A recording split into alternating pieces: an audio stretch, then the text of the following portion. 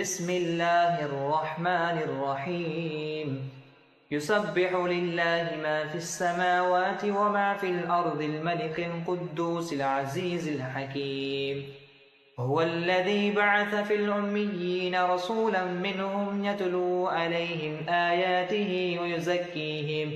ويزكيهم ويعلمه الكتاب والحكمة وإن كانوا من قبل لفي ضلال مبين وآخرين منهم لما يلحقوا بهم وهو العزيز الحكيم ذلك فضل الله يؤتيه من يشاء والله ذو الفضل العظيم مثل الذين حملوا التوراة ثم لم يحملوها كمثل الحمار يحمل أسفارا بئس مثل القوم الذين كذبوا بآيات الله والله لا يهدي القوم الظالمين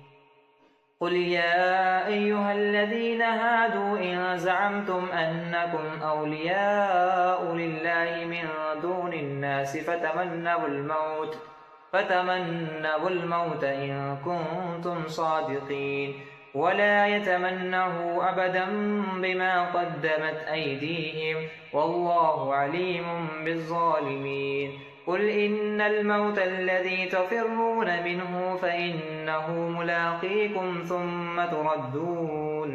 ثم تردون إلى أعلم الغيب والشهادة فينبئكم بما كنتم تعملون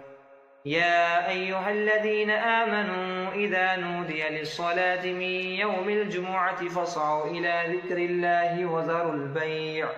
ذلكم خير لكم إن كنتم تعلمون فإذا قضيت الصلاة فانتشروا في الأرض وابتغوا من فضل الله واذكروا الله كثيرا لعلكم تفلحون وإذا رأوا تجارة أو لهوا انفضوا إليها وتركوك قائما قل ما عند الله خير من اللهو ومن التجارة والله خير الرازقين